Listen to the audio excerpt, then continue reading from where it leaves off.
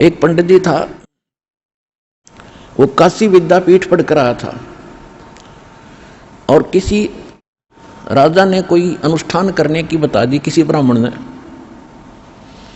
कि भी ऐसे ऐसे कोई धार्मिक अनुष्ठान कराओ। उसने वजीर की ड्यूटी लगा दी, मंत्री की।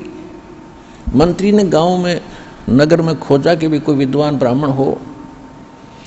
एक ब्राह्मण का पता चला कि बहुत अच्छे विद्वान हैं, पढ़े लिखे,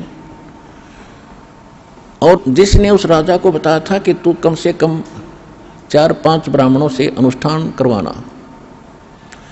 अब अन्य ब्राह्मणों की खोज भी की, लेकिन कोई आगे नहीं आ रहा था।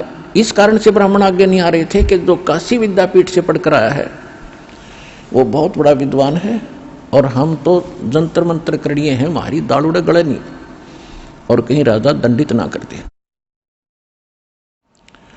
और राजा ने क्या कर रखा था कि प्रतिदिन जो अनुष्ठान के लिए आएगा ब्राह्मण, उसको प्रतिदिन 1 अशरफी, यानी आज का 10 ग्राम सोना, यानी 35-30 हजार दिल्ली के उसको दक्षिणा मिलेगी। जो काशी विद्यापीठ पढ़ कर आया था ब्राह्मण, उसको मिली अशरफी, और उसने फिर लाया खाने पीने का सामान, अपनी पत्नी के बढ़िया गहने गुणे बनवा दिए, कपड़े अच्छे लाया।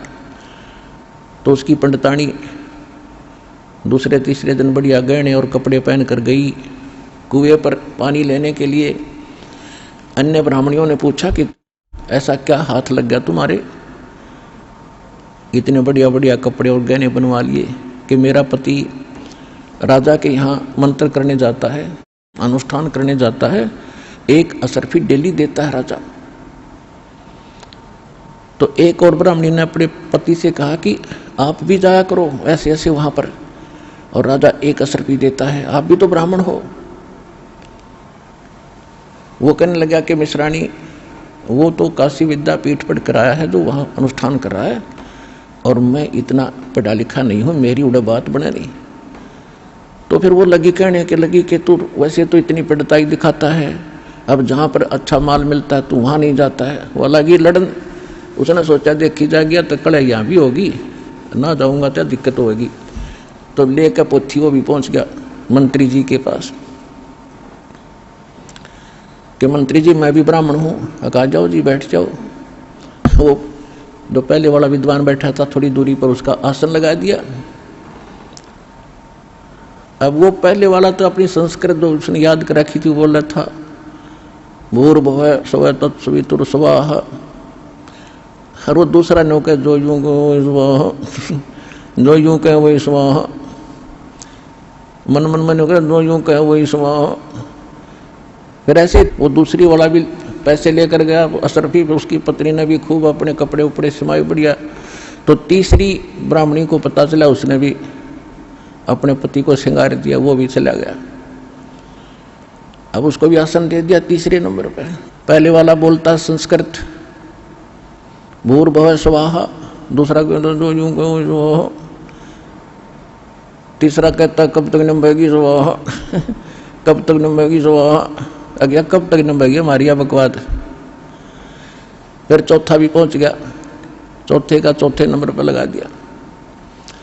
अब पहले वाला तो अपनी संस्कृत बोलता है स्वाहा, दूसरा कहता है जो यूं बोलो स्वाहा, दूसरा कहता है कब तक नंबेगी स्वाहा, चौथा कहता है निम्बन दे जब तक नंबेगी स्वाहा, निम्बन दे जब तक नंबेगी स्वाहा।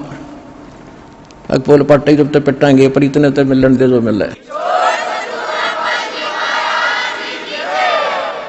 तो इन धर्म गुरुओं के लिए ऐसे बन रही है कि निम्बन दे जब तक नंबेगी स्वाहा। फिर तो सवा होना ही है, क्योंकि सब सफाया होगा इनका, इनको कहीं छुपने को स्थान नहीं मिलेगा। इतने अनमोल जन्म के साथ ये खिलवाड़ कर रहे हैं। या तो इनको पता नहीं था जब तक बात थी दूसरी कि भी ज्ञान नहीं था, अब इनको ज्ञान है, एक मीडिया के अंदर चल रहा है, और 1 दिन से नहीं 2 दिन से नहीं 20 वर्ष से आ रहा है। तो इनको ज्ञान हो गया कि हम झूठे हैं, हमारा ज्ञान झूठा है, और फिर भी नहीं मान रहे हैं। उसके लिए परमात्मा कहते जानबूझ साची तजय करे झूठ तने, और ताकि संगत है प्रभु सोपन में भी ना दे।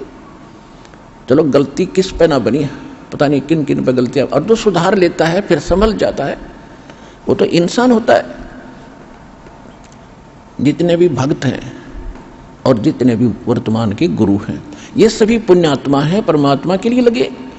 अब जो गुरुओं की तो मजबूरी बन गई कि इज्जत का नाश होगा, और वो भगत भोले भाले हैं, उन्होंने सोच रखा है गुरु कंप्लीट है, वो वहां मार खा रहे। तो कंप्लीट और इनकम्प्लीट का निर्णय भगत नहीं स्वयं कर सकते। किसी डॉक्टर की औषधि को डॉक्टर ही बता सकता है, प्रमाणित कर रहा है कि इसमें ये साल्ट होना चाहिए था इस रोग के लिए, ये देखो यहाँ लिखा है, और ये साल्ट नहीं है तो ये औषधि गलत है। तो दास वही कर रहा है कि मोक्ष मार्ग के लिए इन मंत्रों की आवश्यकता है। ये हमारे ग्रंथों में लिखे, सूक्ष्म वेद में लिखे, और हमारे जो मोक्ष प्राप्त जो संत हुए हैं उन्होंने यही फार्मूले अपनाए थे। इसके अतिरिक्त जो भी आप प्रयोग कर रहे हो, भक्ति कर रहे हो, वो व्यर्थ है, उसको त्याग दो। इतनी सी बात है।